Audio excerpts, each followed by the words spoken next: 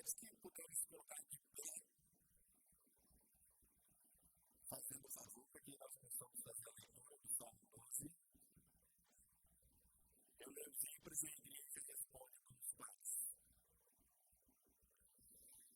Socorro, Senhor, porque já não há homens piedosos. Desaparecem os fiéis entre os filhos dos homens.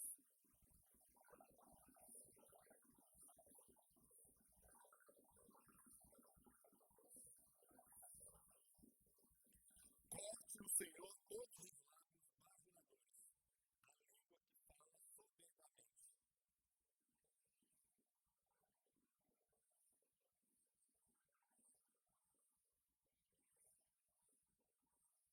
Por causa da opressão dos pobres e do gemido dos necessitados, eu me levantarei agora, diz o Senhor, e porei a salvo quem por isso suspira.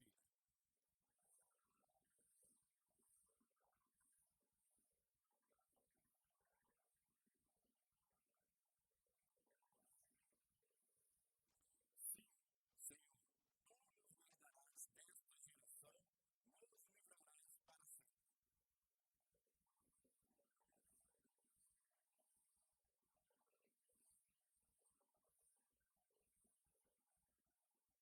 expressão vileza aqui é uma expressão de vergonha, de vexame. Tá ok? Essa é a ideia aqui de vileza. Vamos orar? Senhor Deus, queremos aqui agradecer ao Senhor por esta manhã, pelo privilégio e a oportunidade de estarmos juntos como igreja, para podermos, Deus, prestar culto ao Senhor e também, Pai, em nome do Teu Filho Cristo Jesus, nos quedar aos pés dele, para que nós possamos, Deus, aprender um pouco mais do Senhor nesta manhã. E, Deus, que o nosso sentimento, que o nosso coração seja, Deus, aquela ideia quando Paulo diz que o amor de Cristo me constrange, que nós possamos ser constrangidos por causa desse amor, para que nós possamos, Deus, vivenciar essas verdades aprendidas nesse lugar. Deus, em nome de Jesus também, Pai, nos purifique, nos limpe, nos santifique, para que nós possamos, Deus, prestar culto ao Senhor, louvores e adoração ao Senhor, Deus, de uma forma que chegue até as narinas do Senhor agradavelmente. Em nome de Jesus é que oramos e agradecemos ao Senhor. Amém. Aí, no hino 254,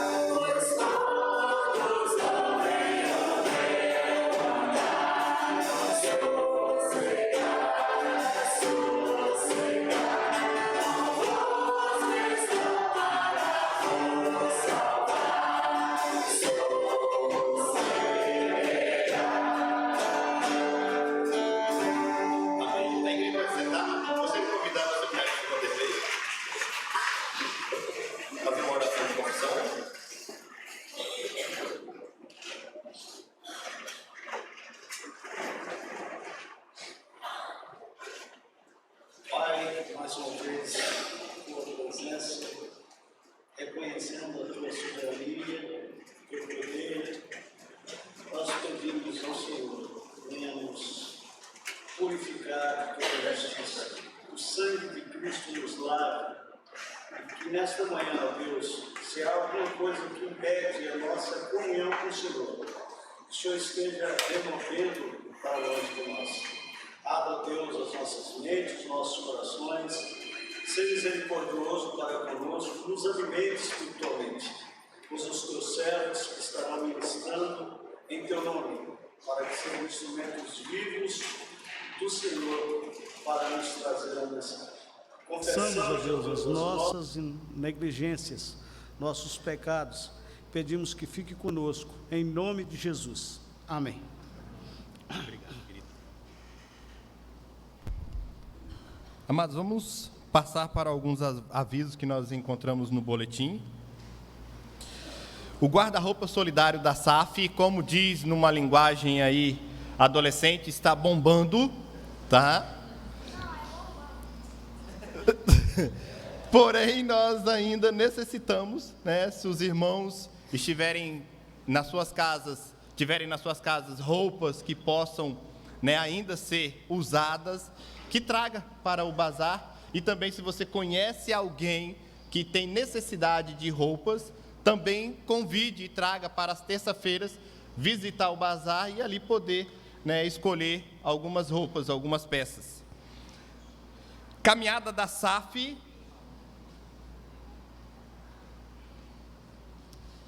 Amados irmãos, bom dia a todos. Nossa, que bom dia desanimado, gente. Não, vamos começar de novo. Vocês tomaram café? Vamos ter que providenciar aqui na igreja um café da manhã para esse povo. Vamos lá de novo, gente. Bom dia, igreja. Bom dia. Melhorou muito, agora sim. Amados irmãos, em virtude da mudança da questão da caminhada, do feriado, na verdade, né, o nosso feriado foi transferido para sexta-feira, né? Então, nós vamos transferir a programação que seria realizada na terça-feira para sexta-feira. Então, a caminhada da SAF será realizada na sexta-feira, em virtude da mudança do feriado por parte do nosso município, tá bom? Então, toda a igreja já fica avisada que a programação foi transferida para sexta-feira, tá bom?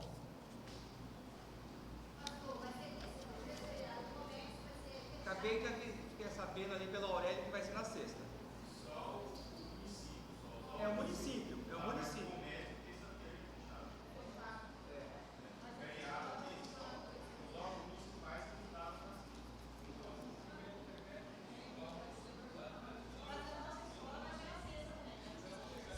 Irmão, isso, as informações que eu recebi que foi um decreto municipal que alterou o feriado para sexta. Então,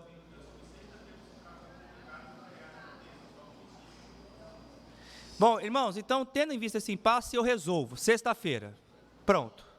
Então nós vamos fazer na sexta-feira a nossa programação, porque a gente vai ficar nessa divisão e a gente não vai chegar a um consenso, então vamos fazer na sexta-feira, tendo em vista que já temos um decreto de lei do município que colocou o feriado, então, na sexta-feira. Então vamos para sexta-feira realizarmos nossa programação, tá bom?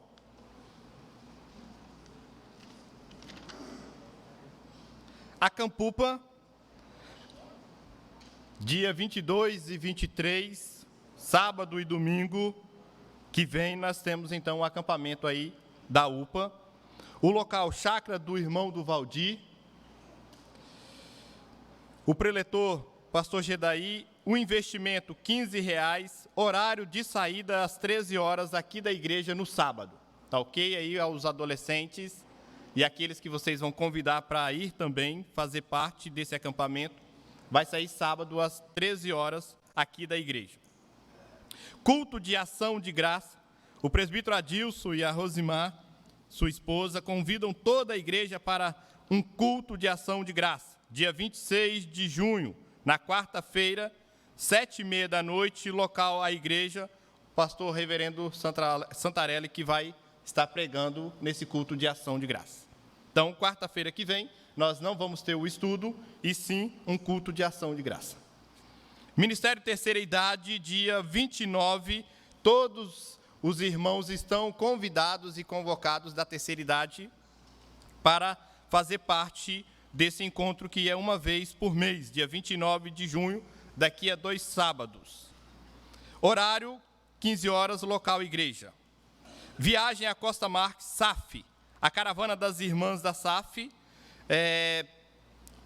convida e convoca todas as irmãs para que possam sair daqui de Cacoal para ir até Costa Marques, fazer uma visita à SAF de Costa Marques e também ali entregar algumas roupas e outras coisas. Tá? Então, dia 29 e 30 de junho, sábado e domingo, vai sair uma caravana da SAF de Cacoal para Costa Marques. As irmãs estão aí convocadas pela irmã e presidente Regina Célia. Aniversariantes da semana. Antes disso, eu quero aí agradecer a todos os homens que se dispuseram a estar ali na linha 12 ontem. Diz que foi um monte de formiguinhas trabalhando, só não terminaram o serviço porque 2 buracos não estavam cavados, senão tinha feito todo o serviço ontem mesmo. Glória a Deus, obrigado pela participação e a presença de cada um de vocês. Que Deus continue abençoando a vida desses homens da igreja. E foi surpresa, tá ok?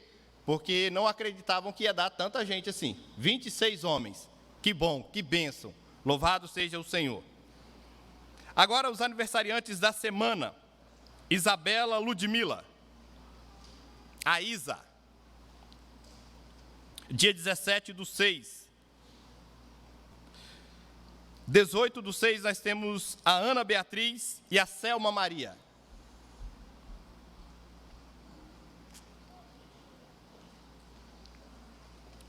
No dia 21/6, a Aparecida Bueno.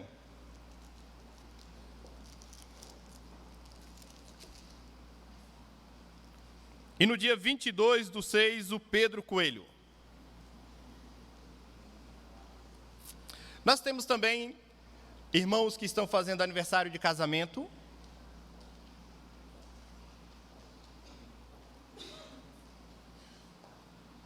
Tem alguém? Não? Também gostaria de apresentar a Gabriele. Gabriele, por favor, se puder vir aqui à frente.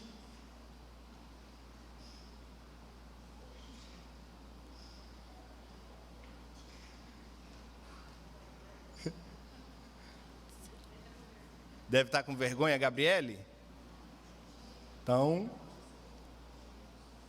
não, já está vindo ali a Gabriele, olha que legal. E junto com a Letícia, obrigado por trazer ela. Beleza. Eu gostaria de convidar o presbítero Iron para que orasse agradecendo pelos nossos aniversariantes e também pela vida da Gabriele.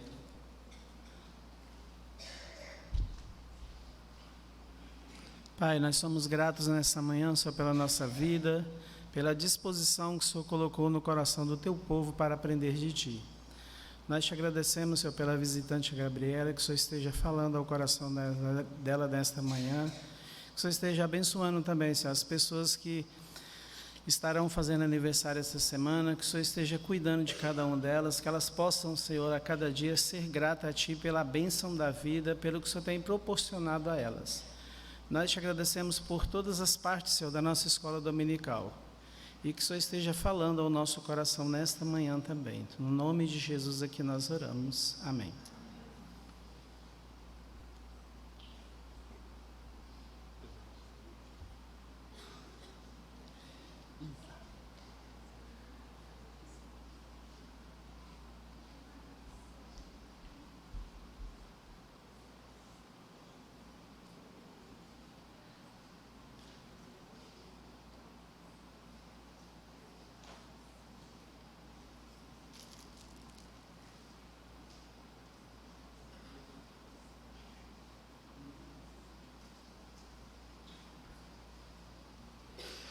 Amados, cada um pode ir para a sua sala, lembrando que a sala de catecúmeno já terminou. Então, você pode escolher um lugar para ficar nesta manhã, né? Ou jovem, adolescente aí, ou a sala dos adultos, tá ok? Deus abençoe.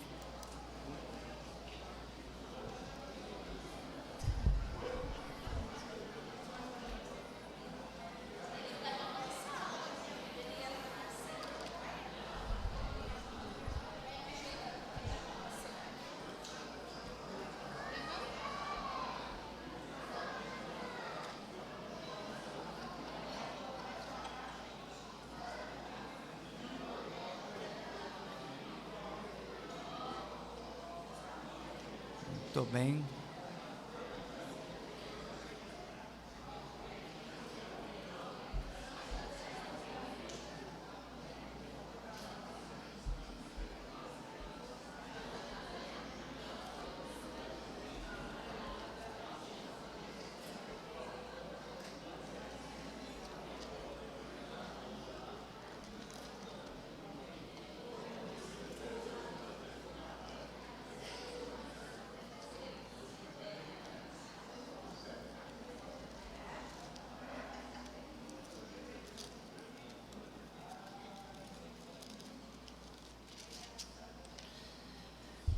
Meu amado povo, querida igreja, abramos a palavra do Senhor em Mateus capítulo 10.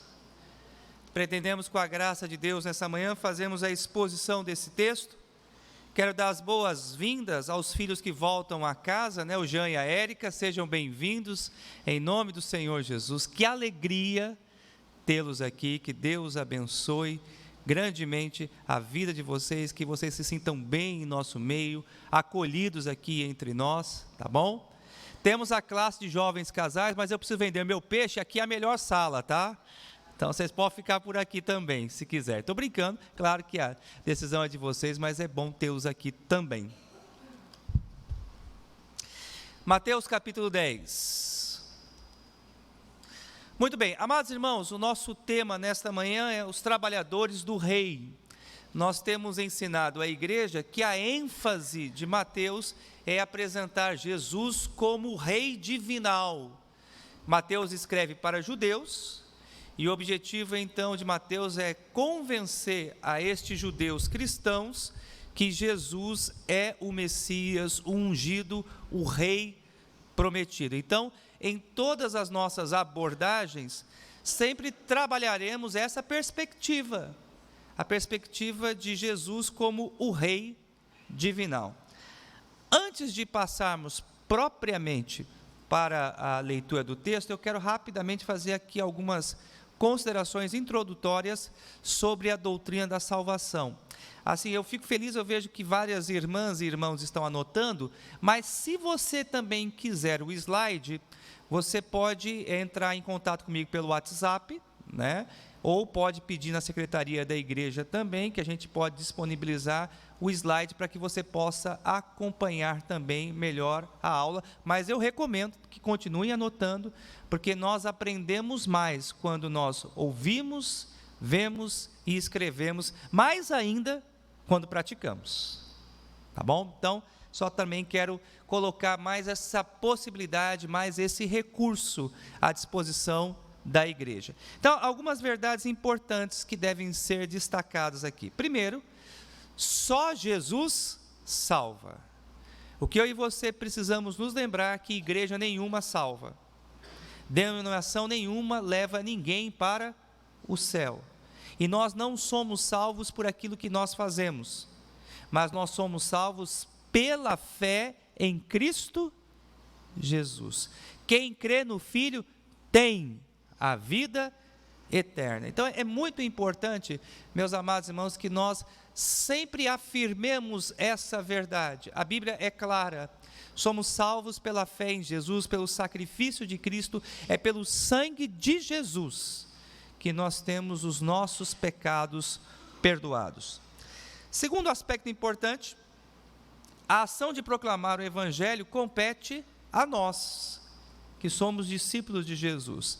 Quero só lembrar aos amados irmãos uma verdade: os anjos queriam pregar o Evangelho, e Deus não deu esse privilégio aos anjos. Deus deu este privilégio a mim e a você. Pregar o Evangelho não é um fardo, não é uma carga. Nós precisamos entender que pregar o Evangelho é um grande, mas um altíssimo privilégio que temos. Então, portanto, nós precisamos entender que é só Jesus quem salva, e a nossa missão como igreja é anunciarmos a Jesus. A mais importante missão da igreja, a mais importante tarefa da igreja, a mais importante mensagem da igreja é Jesus. O centro da vida da igreja é Jesus. Toda glória deve ser sempre dada a Cristo Jesus. Outro aspecto que eu destaco aqui, é Deus quem nos capacita nessa tarefa. Então, se temos que anunciar Jesus como Salvador da humanidade, somos fortalecidos, revestidos, habilitados pelo Espírito Santo a realizarmos essa tarefa. Quero lembrar aos amados irmãos, Atos 1:8, mas recebereis poder ao descer sobre vós o Espírito Santo, e sereis minhas testemunhas. Ou seja, a igreja, ela foi revestida do alto, capacitada pelo Espírito Santo a executar essa tarefa. Eu e você não podemos dizer, eu não consigo, eu não faço, eu não tenho condições de cumprir essa missão. Temos, porque o Deus que chama é o Deus que capacita. O Deus que elege é o Deus que fortalece. Então recebemos do alto poder do Espírito Santo para que nós cumpramos a nossa tarefa, que é proclamar o Evangelho. Quarto e último aspecto, nós vamos ver nessa manhã que Deus escolhe as pessoas comuns para realizarem essa tarefa. Não são pessoas dotadas de uma capacidade extraordinária, não são pessoas que podemos aos nossos olhos considerar acima da média, mas é gente como a gente, é gente normal, é povo, são pessoas limitadas, imperfeitas, que Deus escolhe para essa gloriosa tarefa. Então, 4 fundamentos importantes que a gente destaca sobre a doutrina da salvação nesta manhã. Primeiro, nossa fé está em Jesus e só Jesus salva. Nós entendemos que a nossa tarefa como igreja é proclamar o Evangelho, e o Evangelho é: Jesus morreu na cruz para a nossa salvação. Terceiro, Deus nos capacita pelo seu Espírito a executarmos essa tarefa, e Deus escolhe pessoas comuns para que esses então possam levar o Evangelho àqueles que estão perdidos. Amém, igreja? Cremos nisso? Então vamos ao texto. Então, Mateus 10, de 1 a 4. Mateus 10, de 1 a 4. Eu vou ler e eu peço, por gentileza, que a amada igreja preste atenção ao texto. Tendo chamado os seus 12 discípulos, deu-lhe Jesus autoridade sobre espíritos imundos para o expelir e para curar toda sorte de doenças e enfermidades. Irmãos, só relembrando um aspecto muito importante. Os 12, os apóstolos, eles foram capacitados pelo Senhor para expulsarem espíritos imundos, curarem todo tipo de enfermidade e doença com o objetivo. Lembremos que estes sinais eram credenciais de que esses homens haviam sido escolhidos por Deus. Então, os apóstolos eles chegavam em determinado lugar, como eles se mostravam, como eles se revelavam, como tendo sido escolhidos da parte de Deus para levar o Evangelho. Sinais, prodígios, curas e milagres. Lembremos, e isso aqui é de suma importância, que a estratégia mudou.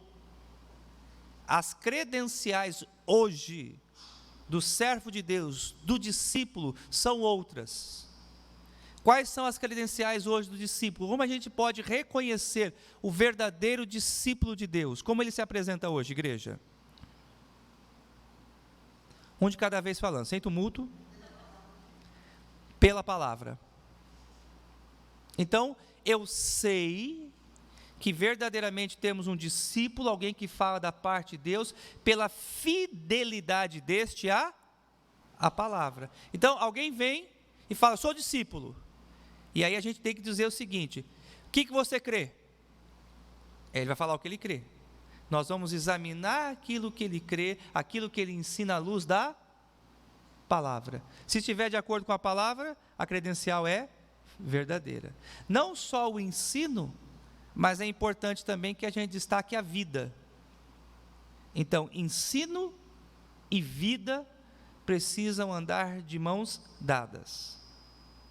Então, a palavra do Senhor diz O Senhor, em Mateus capítulo 7, nós já estudamos isso anteriormente, que nós conhecemos a árvore pelos seus frutos. E nós conhecemos os discípulos de Jesus, os verdadeiros discípulos de Jesus, aqueles que são enviados pelo Senhor, pelos seus frutos. É o que ele ensina e o que ele vive, o que ele fala, o que ele pratica. Caminhemos então, versículo 2. Ora, o nome dos 12 apóstolos são estes: primeiro Simão, por sobrenome Pedro, e André, seu irmão, Tiago, filho de Zebedeu, e João, seu irmão, Filipe e Bartolomeu, Tomé e Mateus, o publicano, Tiago, filho de Alfeu, e Tadeu, Simão o Zelote, e Judas Iscariotes, que foi quem o traiu. Então, rapidamente eu quero fazer uma consideração sobre o termo apóstolo que nós encontramos aqui no texto lido, né? Então, nós precisamos entender que o emprego do termo apóstolo, em primeira instância, pode ser definido de uma forma genérica. O que eu quero dizer com isso? Todo crente é um apóstolo. Assustou, né? Não de ofício, mas de ordem etimológica. O que eu quero dizer com isso? A palavra apóstolo significa enviado. Então, todo cristão, ele é um apóstolo no sentido da palavra, etimologicamente falando, porque todos nós fomos o quê? Enviados, todos nós fomos comissionados. Mas nós precisamos fazer uma distinção quanto ao ofício. Ninguém aqui tem o ofício de apóstolo, porque esse ofício se encerrou. Somente estes 12 e posteriormente mais 2, Matias e Paulo, foram considerados apóstolos, no sentido de ofício, mas no sentido da tradução da palavra, ou da etimologia da palavra, todo crente, ele é um apóstolo. Vamos lá, vou usar um exemplo mais próximo aqui para vocês entenderem. Todo crente é um diácono. Alguém sabe o sentido e o significado da palavra diácono? Servo. A palavra diácono significa servo. Então, etimologicamente, todo crente, ele é um quê? Diácono. Ele é um servo. Mas nós sabemos que aqui na nossa igreja, nem todos possuem o quê? O ofício. Ficou claro agora para vocês, irmãos? Alguém ficou com dúvida sobre isso? Ok. Os pré-requisitos para que alguém fosse apóstolo, conforme a palavra do Senhor nos ensina. Primeiro, essa pessoa precisava ser testemunha ocular da ressurreição de Cristo. Você pode acompanhar isso em Atos 1, 21. Opa, soltou. Olha que foto bonita da minha esposa. Vou voltar.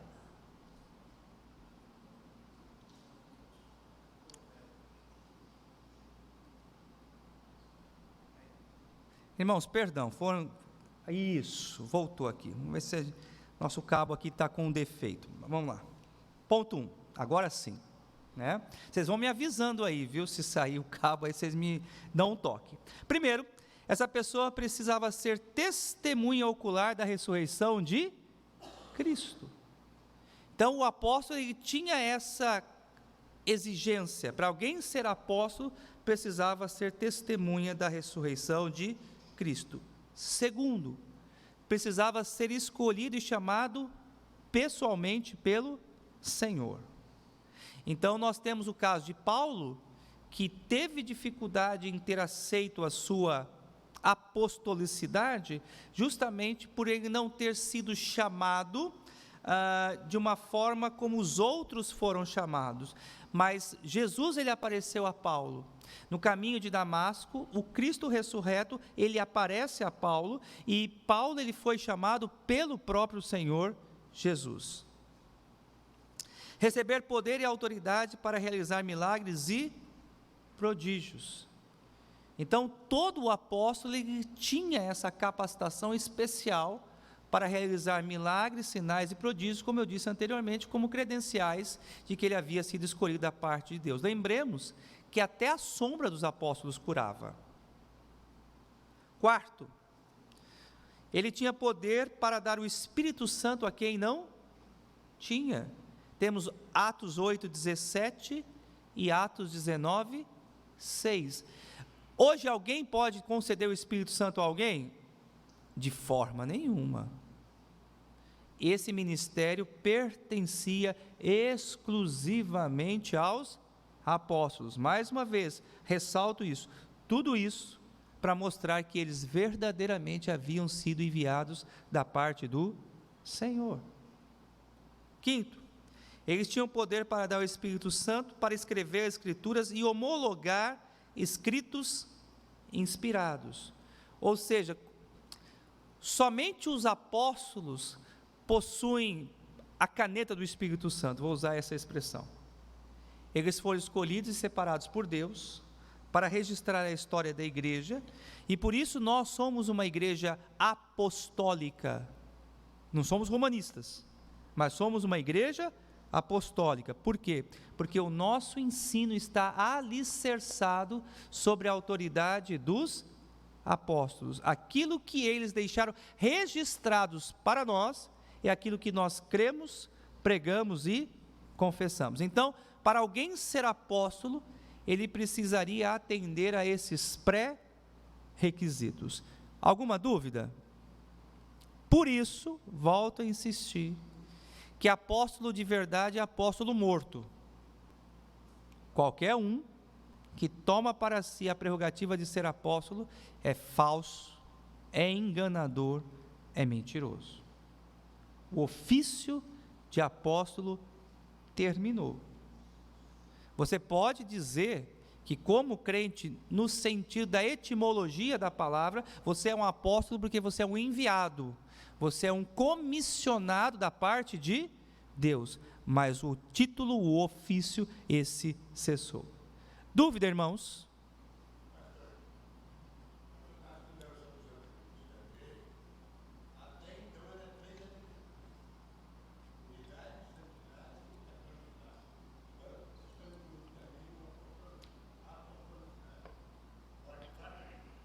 Isso. Então, uma igreja verdadeira, ela se caracteriza por 4 atributos, né? Ela é santa, a santidade, ela é una, a sua unidade, nós somos unidos por um só Espírito, uma só fé. A catolicidade, no sentido de que a igreja agrega pessoas das mais diferentes etnias e raças. E o 4º atributo, a apostolicidade. Então, uma igreja verdadeira, ela é uma igreja apostólica, porque ela tem os seus ensinos guardados e preservados na tradição dos apóstolos, ok?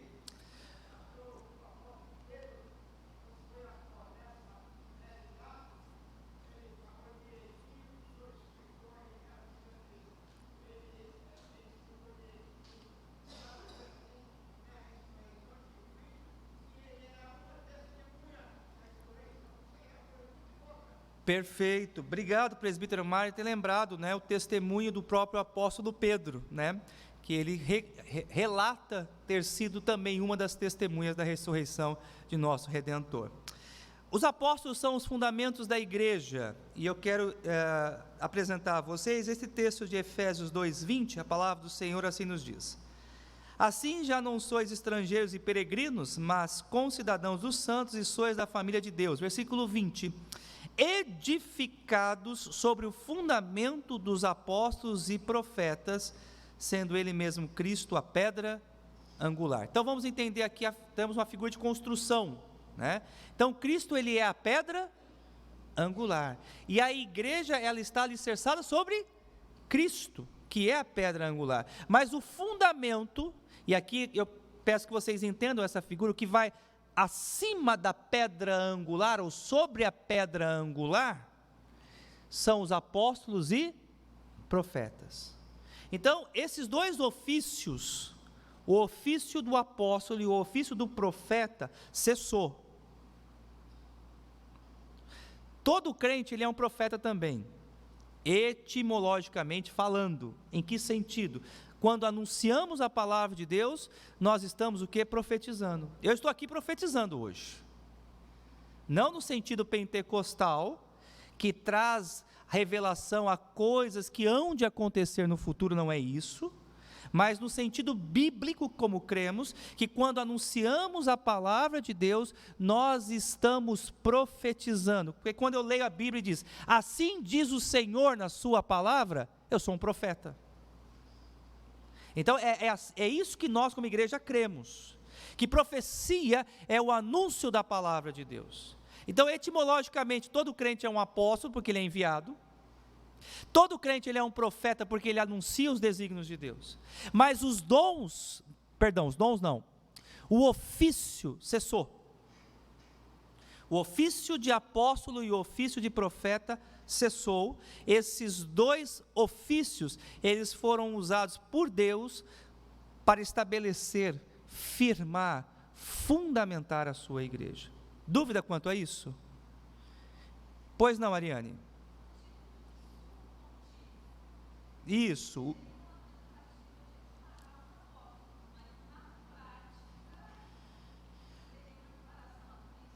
Sim. Perfeito, Ariane. Então, o bispo de Roma, o Papa, ele usa um título que na verdade pertencia aos imperadores romanos, né? Pontífices Máximos, né? E aí eles então fizeram uma adaptação, o bispo de Roma, e ele tomou para si o título de Sumo Pontífice. E esse título, na verdade, é uma tremenda afronta ao verdadeiro Senhor da igreja. Porque o nosso Sumo Pontífice não é um homem manchado pelo pecado, mas o nosso Sumo Pontífice é Cristo Jesus. Ele é o cabeça da igreja. Ele é o fundamento da igreja. Ele é a suprema ponte. A palavra Sumo Pontífice significa suprema ponte. Quem nos liga à presença de Deus? Jesus. Não é o homem, não é o pastor. Por isso que a nossa igreja também é importante que nós afirmemos, pastor não é sacerdote, ele não é mediador, mas o mediador, ele é Cristo Jesus. Ele é o mediador. Qual é o método de Jesus para preparar os trabalhadores para a sua obra? Então eu quero destacar, à luz desse texto aqui, os métodos que Jesus usa. O primeiro método é o chamado ou a vocação, tendo chamado os 12 discípulos. E nós cremos também, amados irmãos, na chamada vocação eficaz, que é uma das doutrinas bases do calvinismo. O que significa isso? O eleito, o salvo, o redimido, ele é eficazmente chamado. Por que nós usamos essa expressão? Porque podemos ter pessoas na igreja que pensam serem chamadas, mas não são. Muitos são chamados, poucos os escolhidos. Mas aqueles que são eleitos e escolhidos, eles são eficazmente chamados. O que isso significa? Que uma vez que ouvimos a voz de Deus, esse chamado ele é irresistível. Ninguém consegue dizer não à voz do Espírito. Ninguém consegue resistir ao chamado de Deus. Então a gente conhece pessoas que dizem assim, olha, eu já ouvi várias vezes o Evangelho, mas eu ainda não senti aquele desejo, eu ainda não fui tocado. E de fato, quando somos tocados, quando o Espírito Santo de Deus, ele toca os nossos corações, é impossível resistirmos à sua voz. Então Deus, quando chama, Ele chama de forma eficaz, Ele chama e capacita, Ele chama e dá entendimento, Ele chama e fortalece, Ele chama e nos guarda até o fim. Então, junto com o chamado eficaz, vem a proteção, o cuidado e a guarda do Senhor sobre as nossas vidas. Uma vez que somos chamados, nós permanecemos firmes até o fim. Então podemos ter pessoas na igreja que dizem: olha, eu fui chamado, mas aí em determinado momento, diante de lutas, dificuldades ou de problemas, fala assim: olha, eu resolvi largar tudo, eu não vou mais continuar na igreja, eu abandono a minha fé. Essa pessoa, ela foi chamada eficazmente? Não. Por quê? Uma das evidências do chamado eficaz é a perseverança. Quem chama, guarda. Quem chama, faz com que nós venhamos a perseverar até o fim. Nosso seminarista Vanderlei, ele está ressaltando aqui os 5 pilares do calvinismo, 5 pontos do calvinismo, né? É o chamado eficaz e a perseverança dos santos. Segundo método é a preparação.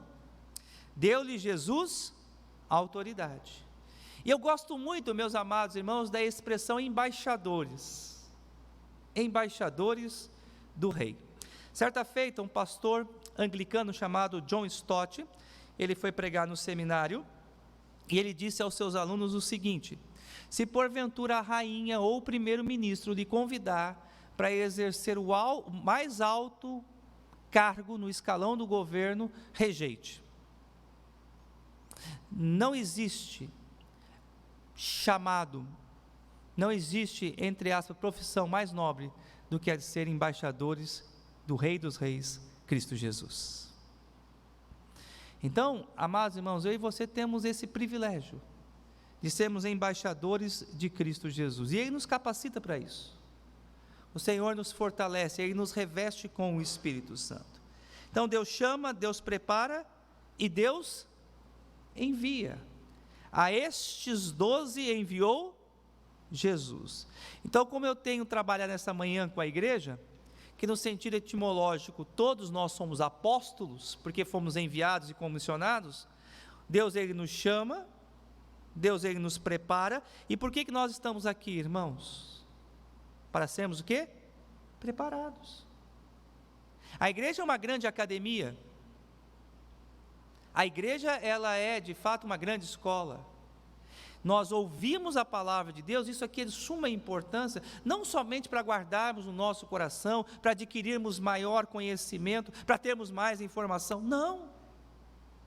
A grande missão da igreja é nós transmitirmos aquilo que nós temos aprendido e levados para outros.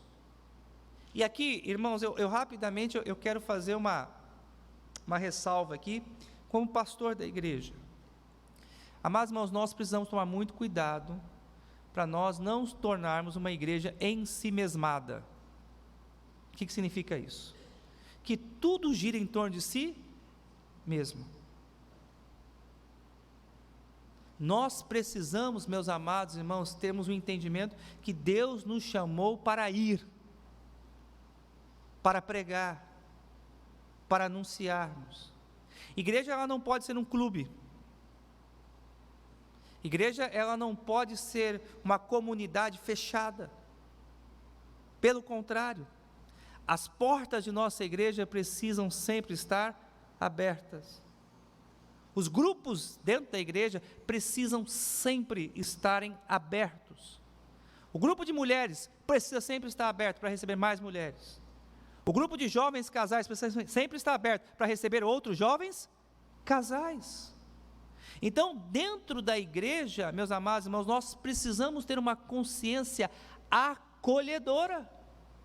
É anunciarmos, é falarmos de Jesus no dia a dia, e nós aqui como igreja, sermos uma comunidade, braços abertos, para recebermos aqueles a quem Deus enviou. Então eu faço esse destaque aqui, meus amados irmãos, nós não podemos como igreja, perder o nosso DNA, a nossa identidade como comunidade dos discípulos que foram enviados. Eu venho para a igreja, eu ouço a palavra, recebemos a oração da igreja, recebemos a instrução, e é como se o Senhor da igreja dissesse: agora vão e preguem, anunciem no trabalho, anunciem na escola, anunciem na rua, falem de Jesus em todos os lugares. Presbítero Mário.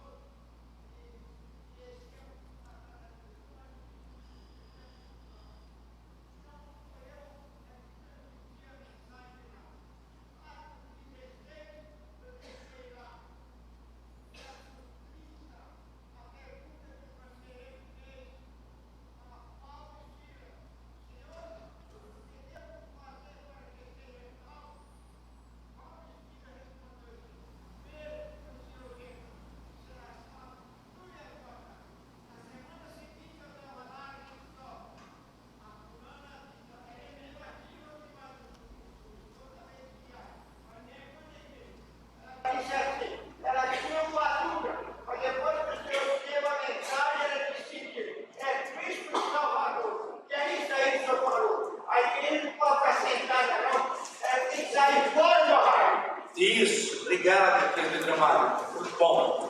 Vamos a... O Senhor Jesus deixou aos 12 apóstolos. E, amados irmãos, é claro que nós precisamos aqui, e eu peço a sua atenção. Existem algumas dessas instruções que são dadas apenas aos apóstolos, ok? E nós precisamos tomar cuidado no exercício de interpretarmos o texto, para que nós não venhamos a incorrer em alguns erros. Então, a primeira instrução, que está alicerçada no versículos 5 e 6, essa instrução, ela foi dada apenas para os 12. Acompanhe na sua Bíblia, por gentileza, Mateus 10, 5 e 6. A palavra do Senhor assim nos diz: a estes 12 enviou Jesus, dando-lhe as seguintes instruções: não tomeis rumo aos gentios, nem entrei em cidade samaritana, mas de preferência procurai as ovelhas perdidas da casa de Israel. Então eu quero destacar aqui alguns pontos. Primeiro, essa missão foi exclusiva para os 12 apóstolos. Por quê?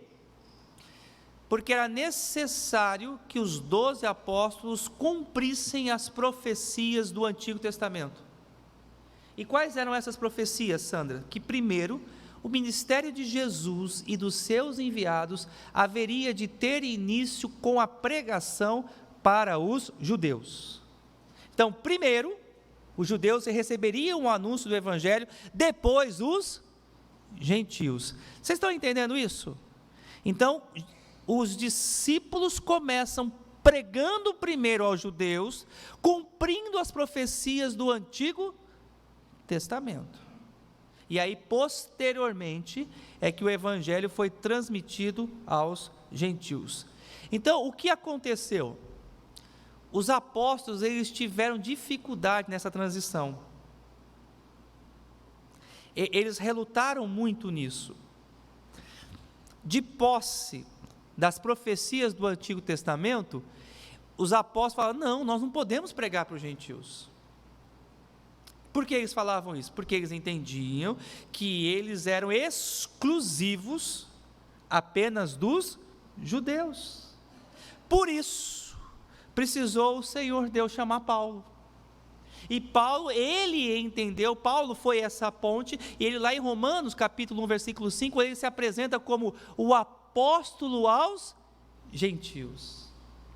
Então precisou, por exemplo, no caso de Pedro, que foi um dos mais relutantes em pregar para os gentios, ele ter aquela visão dos animais mortos que desceu no lençol branco, e o Senhor fala para Pedro: Pedro, come. Não, Senhor, esses animais são imundos. Qual era o propósito, o significado daquela visão? Mostrar que o evangelho não era apenas para os judeus, mas que o evangelho era para todos os povos.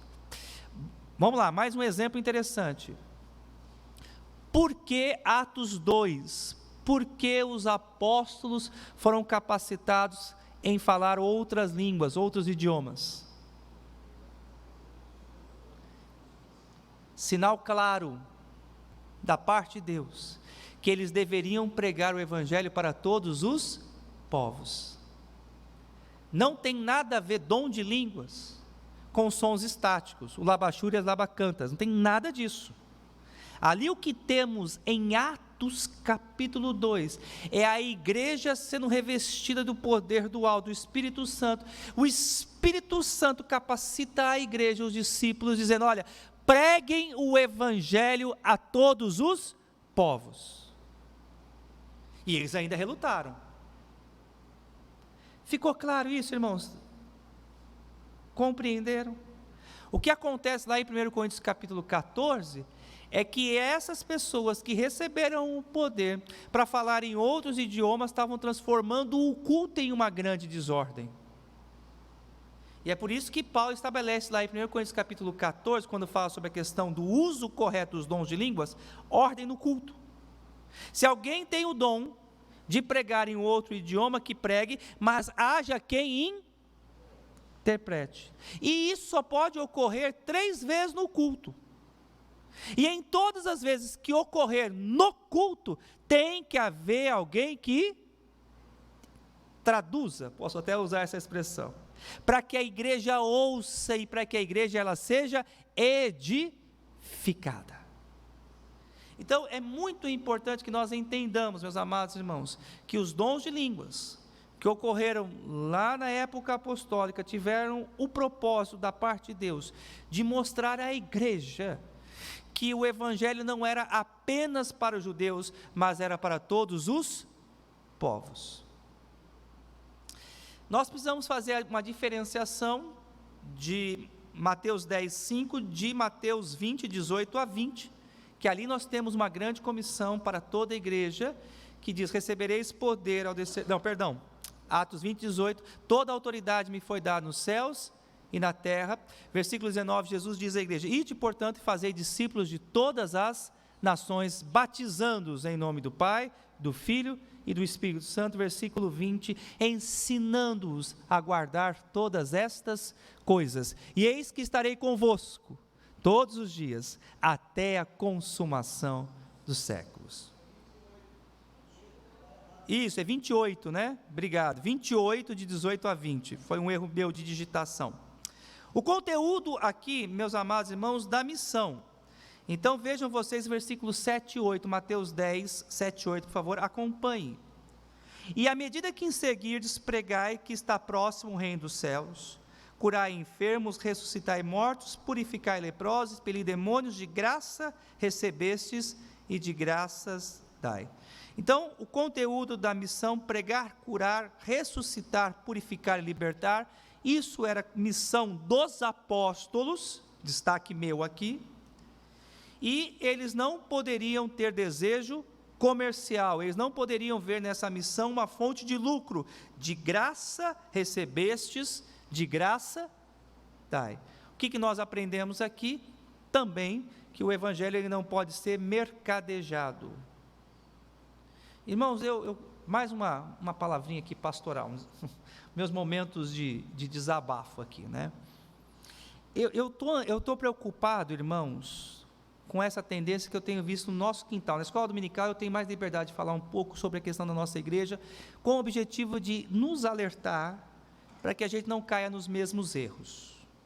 É bom que eu tenho alguns presbíteros aqui importantes, e eu quero compartilhar com vocês o que eu creio todo o meu coração. Irmãos, a gente não pode cobrar para pregar o evangelho. Então, esses eventos que eu tenho visto hoje surgindo, de conferências, de encontros, em que se cobra para as pessoas ouvirem a pregação do evangelho, tem me preocupado muito, irmãos. E eu preparando essa aula, eu confesso a vocês que o Senhor pesou no meu coração.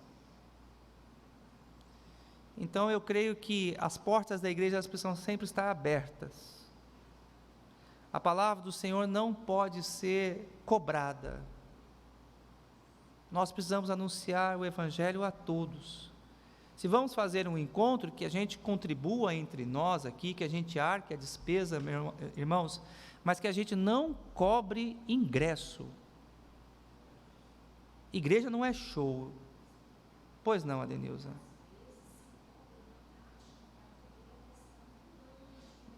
Concordo.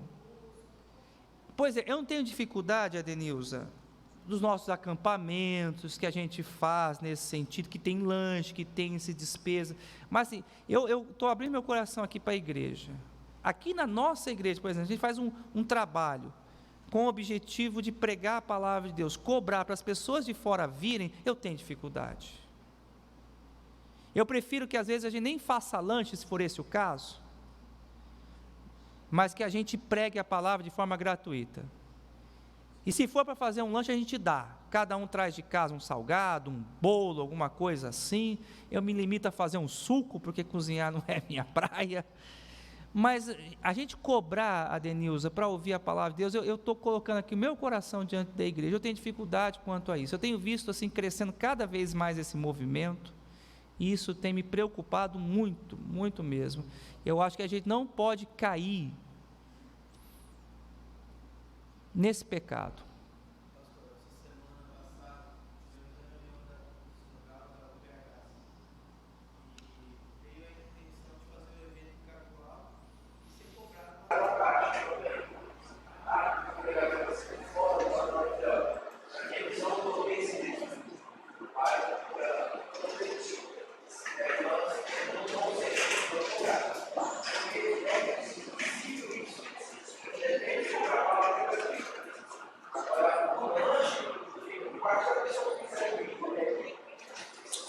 Então, irmãos, eu peço a Deus que Deus guarde a nossa igreja, a Igreja Presbiteriana de Capital, nesse sentido. De nós não cairmos nessa questão de transformarmos as igrejas hoje em mercado. Eu vejo que muitas igrejas vivem de eventos, e o objetivo desses eventos é angariar recursos, fins, e eu creio que nós não é o propósito da igreja, não é a missão da igreja.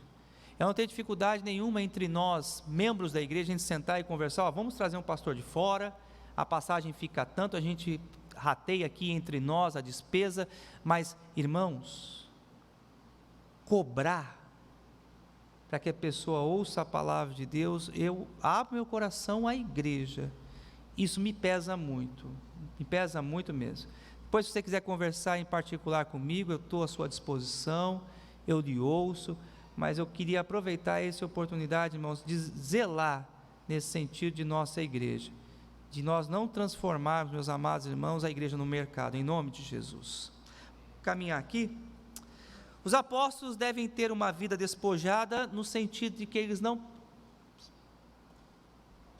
serem apegados a bens materiais, né? Vejam vocês, por gentileza, versículos 9 e 10. Não vos provereis de ouro, nem de prata, nem de cobre nos vossos cintos, nem de alforge para o caminho, nem de 2 túnicas, nem de sandálias, nem de bordão, porque digno é o trabalhador do seu alimento, né? Então os apóstolos não poderiam ter uma vida de apego às coisas deste mundo, e assim também, amados irmãos, nós como enviados da parte de Deus, nós não podemos ter uma vida de apego às coisas materiais. Eu não estou falando aqui, meus amados irmãos, que é errado nós desfrutarmos de um certo conforto, de uma estabilidade econômica, de termos um emprego, não é isso, eu espero que vocês me entendam bem, mas o que eu e você precisamos entender, que as coisas desse mundo não podem ser um entrave, não pode ser um empecilho para a proclamação do Evangelho, para uma vida de santidade, para o cumprimento da nossa missão.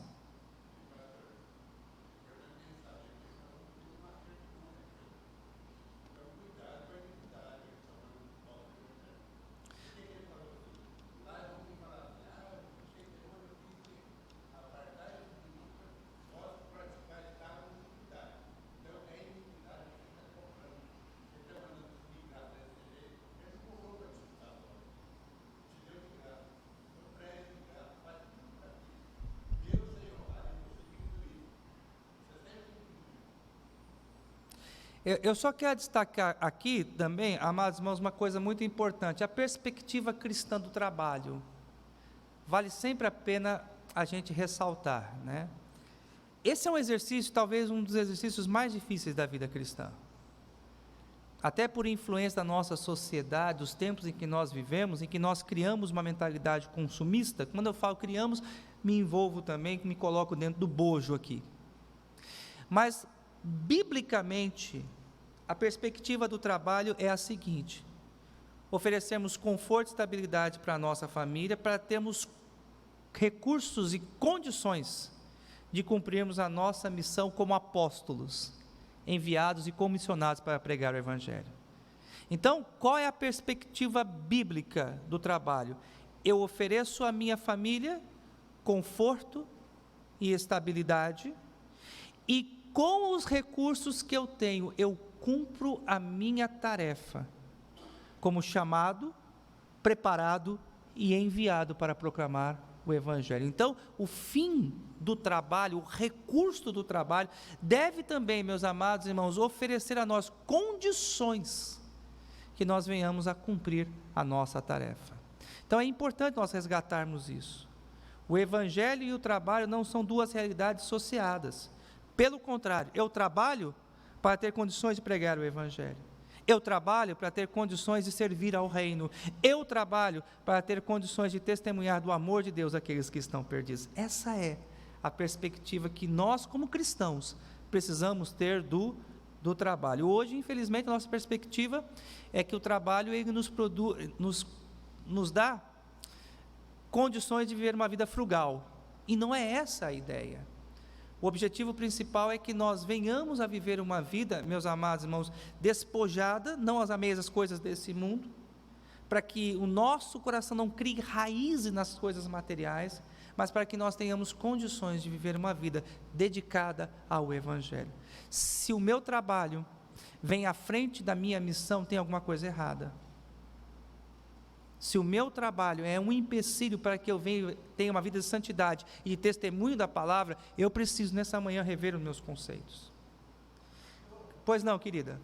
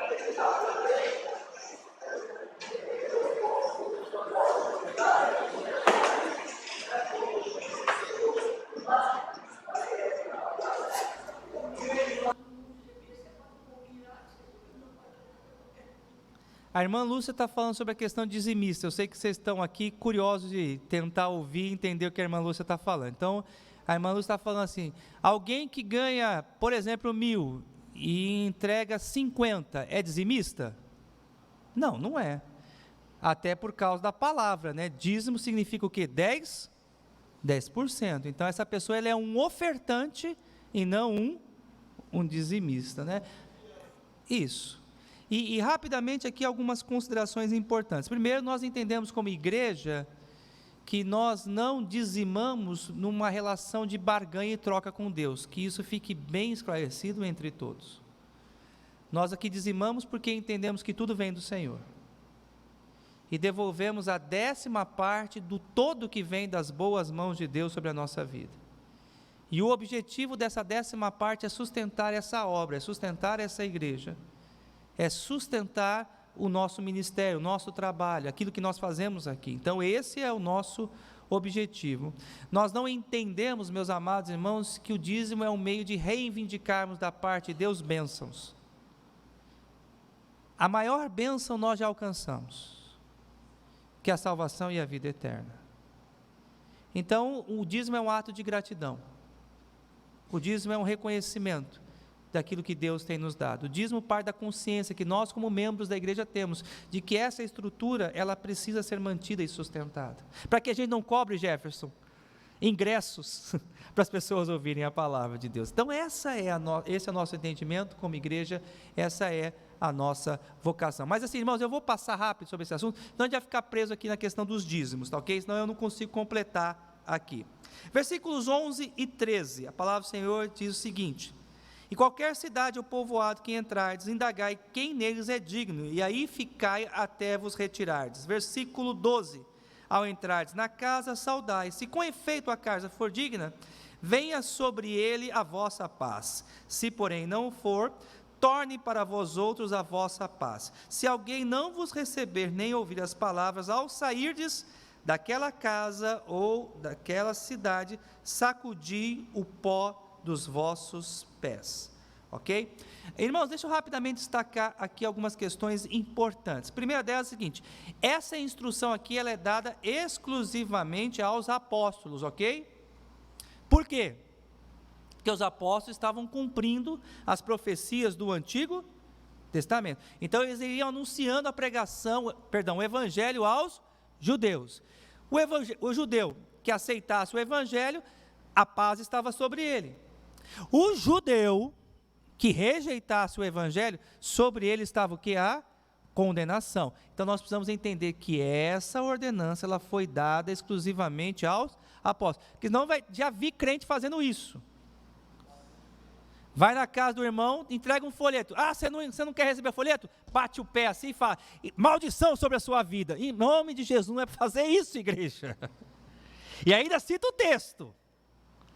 Irmãos, essa comissão foi dada exclusivamente aos apóstolos. Vocês entenderam isso, igreja?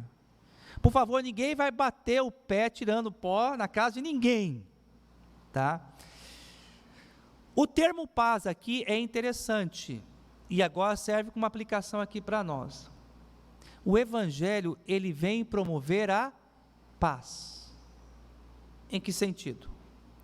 O homem, ele não nasce em paz com Deus,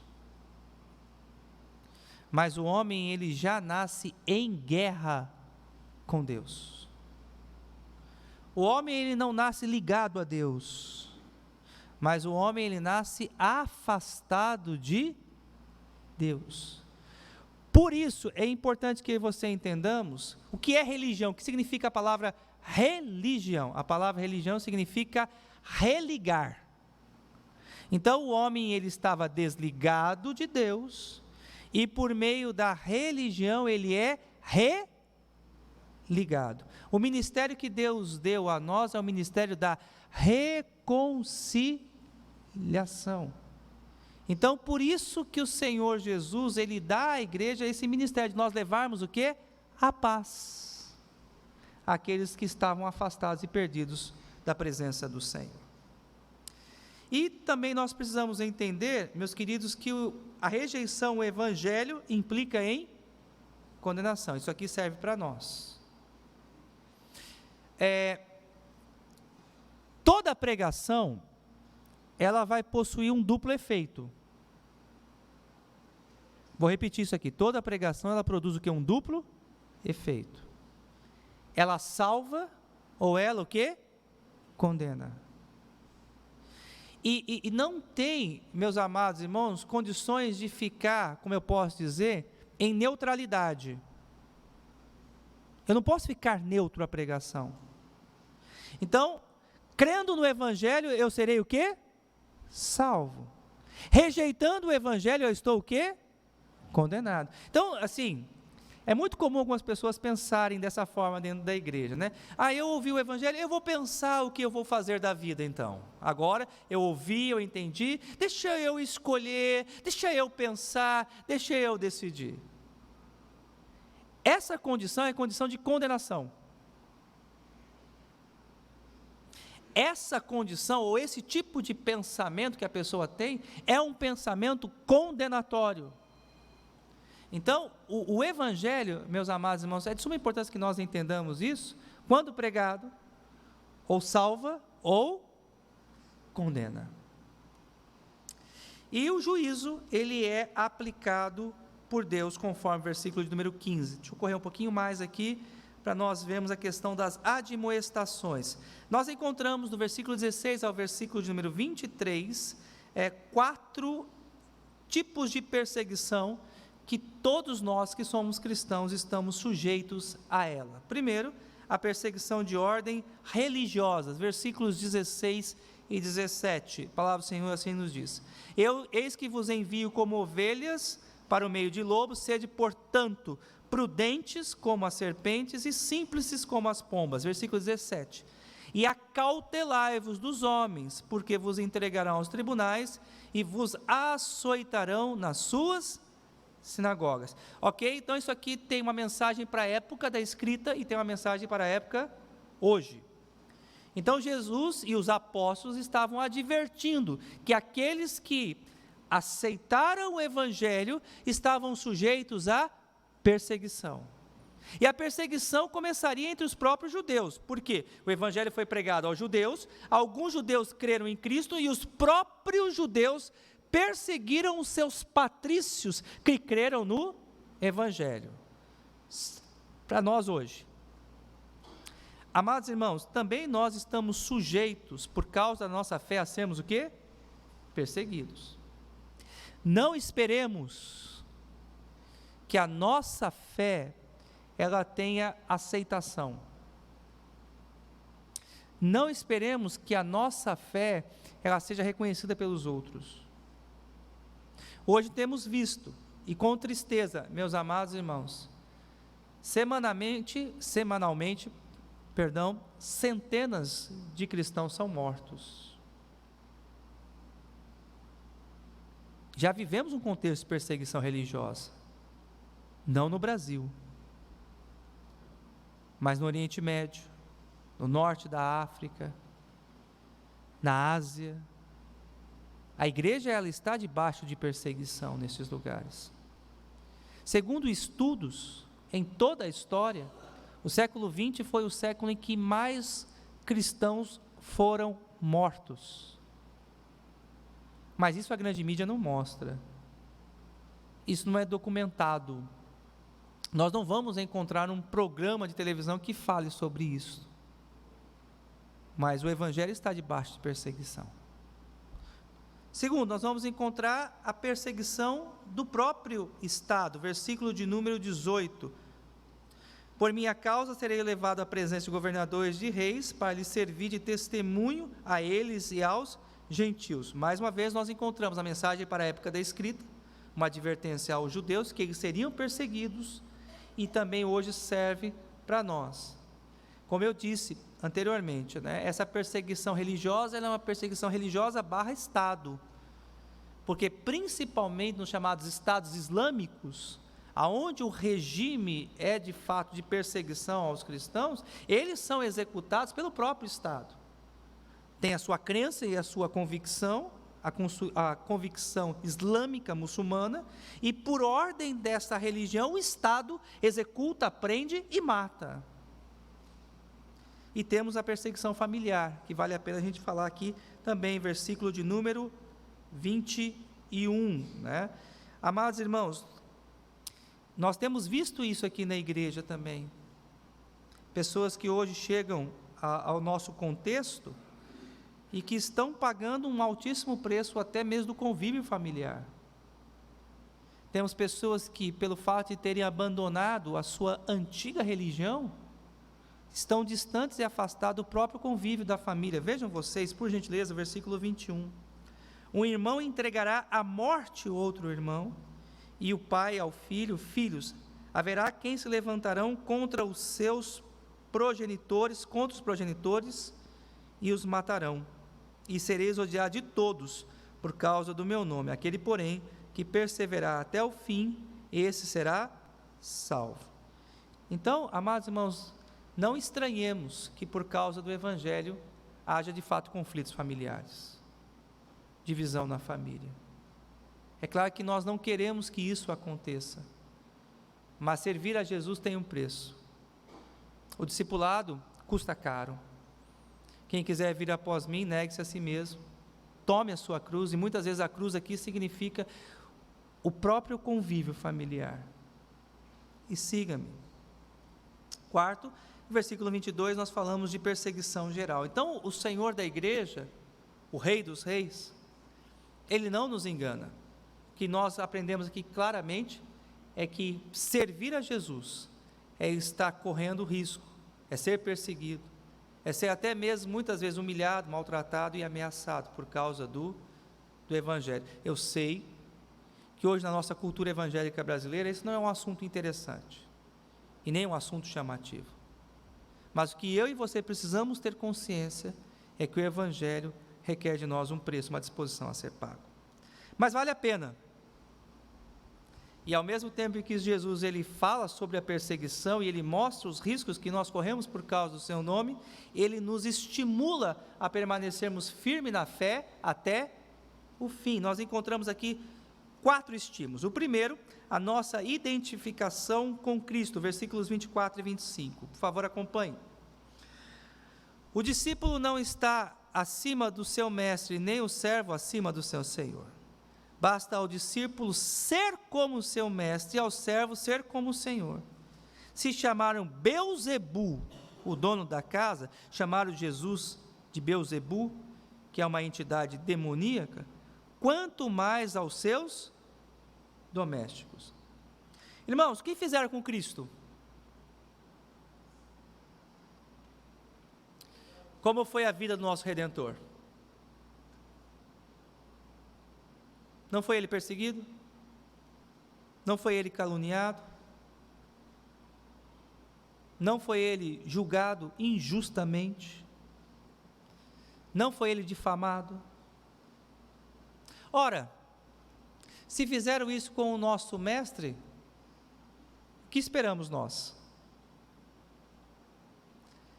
E a gente precisa entender que a encarnação de Cristo teve como esse propósito: mostrar como nós devemos viver.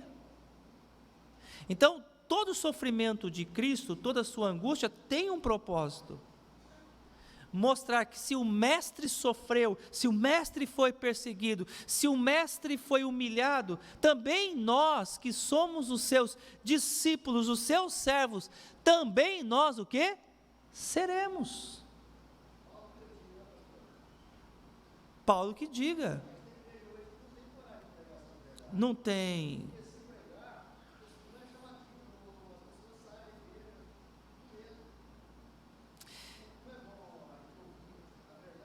Amém.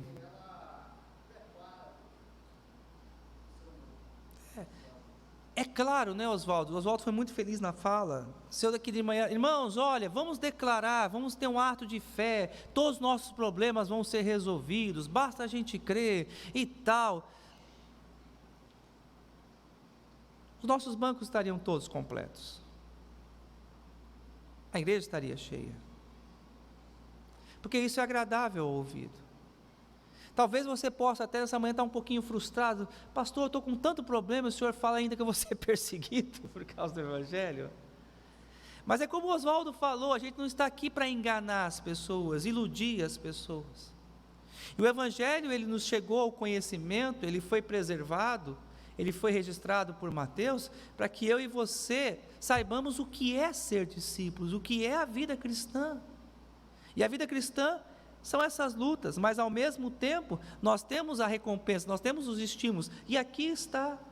Quando eu e você sofremos por causa do Evangelho, volto a ressaltar, sofrer por causa do Evangelho, porque tem gente que confunde, tem gente que é de difícil relacionamento, não se dá bem com ninguém, fala: eu sofro tanto por causa do Evangelho. Não, você sofre por problema de caráter,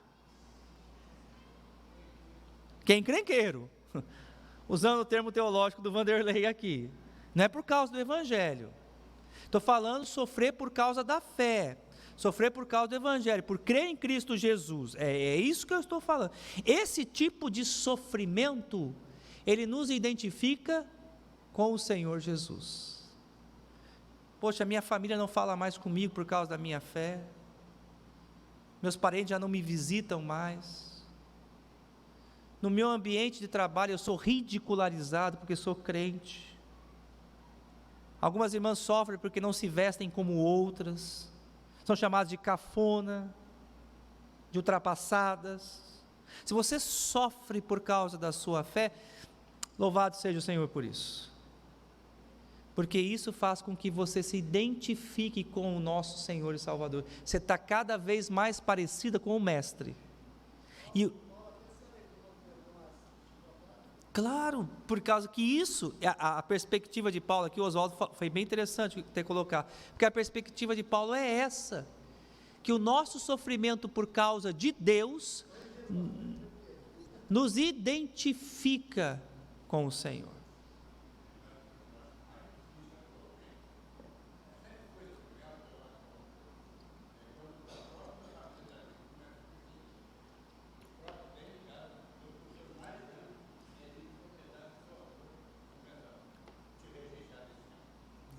Assim, eu volto a insistir, irmãos, é muito importante que a gente tenha essa maturidade. Estou falando por questão de fé, por questão do compromisso de vivermos a verdade, de sermos íntegros, de sermos zelosos para com a palavra. É nesse sentido que eu estou falando da nossa identificação com Cristo. Segundo estímulo, quando nós sofremos, nós também precisamos entender que sofremos por sermos portadores de uma mensagem gloriosa.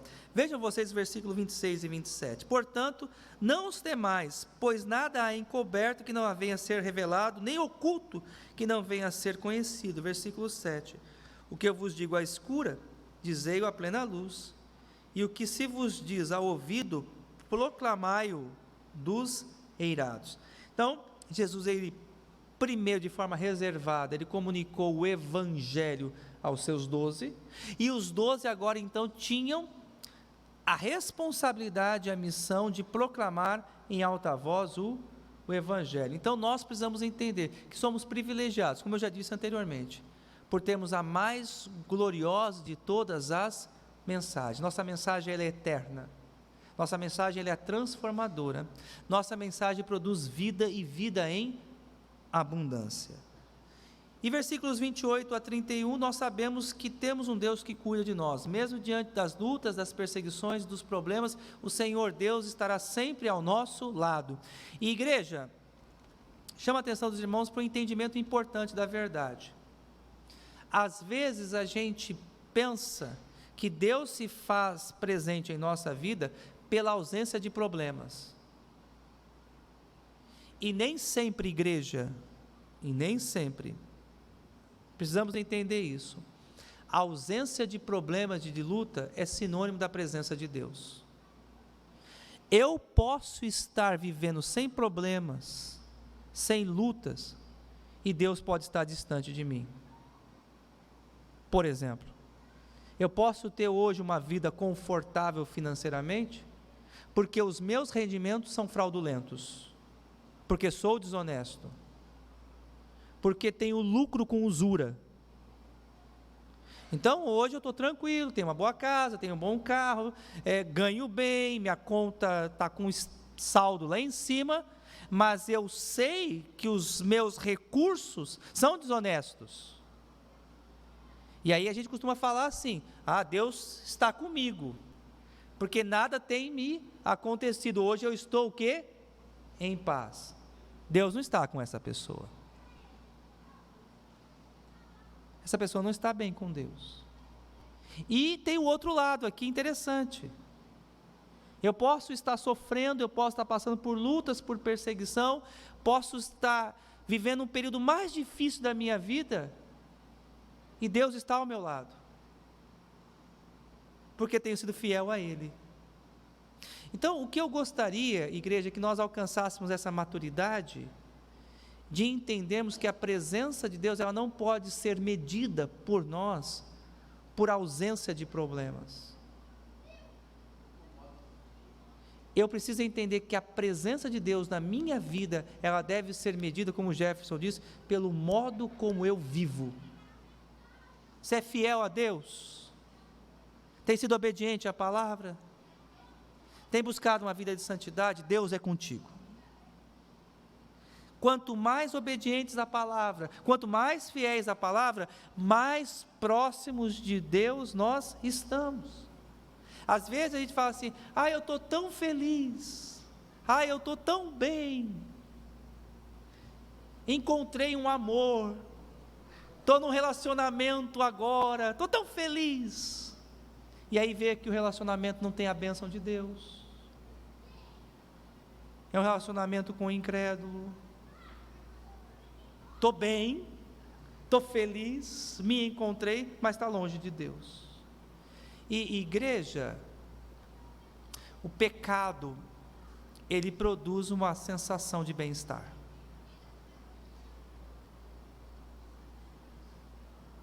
O pecado, ele produz sensação de bem-estar. É momentâneo, mas o pecado, ele produz sensação de bem-estar. Então, o que eu e você precisamos entender, que a nossa comunhão com Deus, ela é medida pela fidelidade dos seus discípulos. E o versículo 32 e 33, para a gente terminar aqui, diz o seguinte: portanto, todo aquele que me confessar diante dos homens, também eu confessarei diante do meu Pai que está nos céus, mas aquele que me negar diante dos homens, também eu negarei diante de meu Pai que está nos céus. Nós temos alguns irmãos aqui que em breve farão a sua pública profissão de fé. Alguns já foram até examinados, né? E que, se Deus permitir, o primeiro domingo de julho serão recebidos à comunhão da nossa igreja. Alguns já estão casando já também, né? Manuel, Dona Inês, graça de casal lindo, amado por nós. Dona Inês tem um sorriso maravilhoso, a querida por nós, né? E vão fazer a sua pública profissão de fé, vão declarar a sua fé em Cristo Jesus. Mas é importante nós destacarmos que a pública profissão de fé que nós fazemos hoje não tem nada a ver com a pública profissão de fé que se fazia antigamente. Porque a declaração de fé no passado, e essa aqui é bem interessante, implicaria em morte.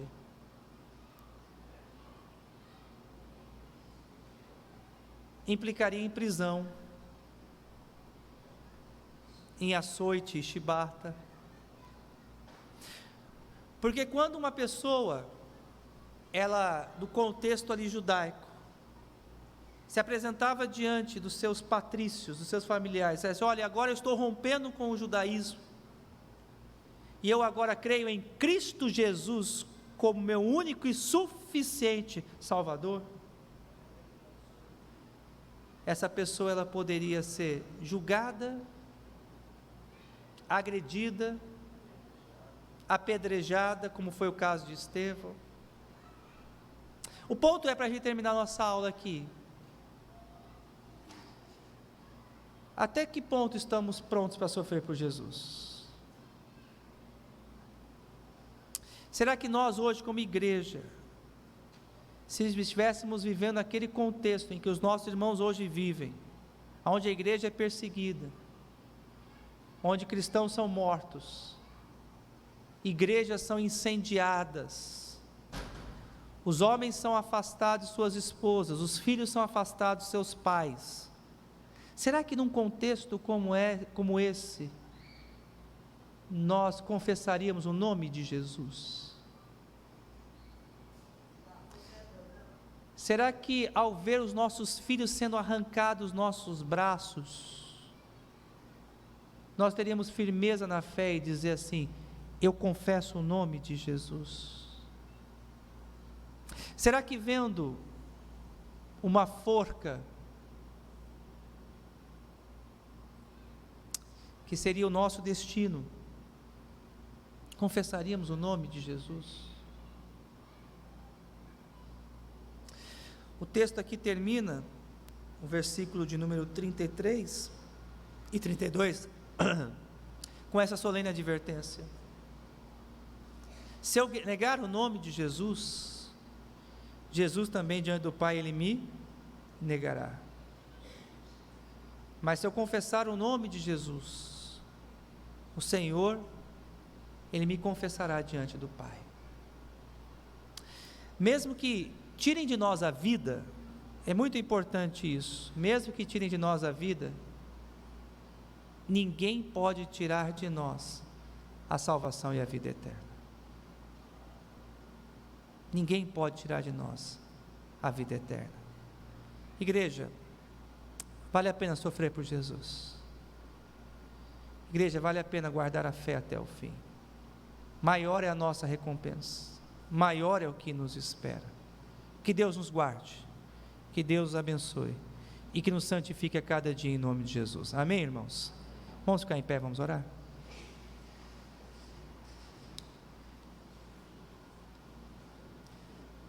Claudina está melhor, filha? Vamos orar. Pai, graças nós te damos, ó Deus, pela tua palavra. E obrigado, ó Deus, pelo privilégio que o Senhor nos dá, de termos sido chamados pelo Senhor, de termos sido escolhidos por Ti, ó Deus. Não somente chamados, mas hoje somos preparados e enviados pelo Teu Santo Espírito, ó Deus, a cumprir a mais gloriosa de todas as tarefas. Fortalece-nos, ó Deus, como igreja. Ajuda-nos, ó Deus, a cumprir cabalmente a nossa missão. Pai, peço, ó Deus, que o Senhor venha dar ousadia e intrepidez a cada um de nós, Senhor. Pedimos, ó Pai, que o Senhor santifique cada dia mais os nossos corações. Que a Igreja Presbiteriana de Cacoal, ó Deus, seja uma igreja zelosa no cumprimento da sua tarefa e da sua missão. Que vidas, ó Deus, se acheguem, ó Deus, pelo poder do Evangelho. Que vidas, ó Deus, se rendam ao senhorio de Cristo pelo poder da pregação da Tua palavra, Senhor. Que nós, ó Deus, não usemos de estratégias mundanas e carnais para levar, ó Deus, a Tua palavra. Mas que nós sejamos, ó Deus, fiéis, zelosos, para pregar o Evangelho na sua pureza, na sua integralidade, ó Deus, àqueles que perdidos estão. Leva-nos, ó Deus, para os nossos lares em paz e em segurança, e abençoa-nos, ó Deus, para que logo mais à noite sejamos na Tua casa, para ouvir a Tua palavra, para sermos alimentados pelo Senhor. Nós oramos, ó Deus, em nome de Jesus. Amém. Amados, ide em paz, um bom domingo a todos, um bom almoço a todos, em nome de Jesus.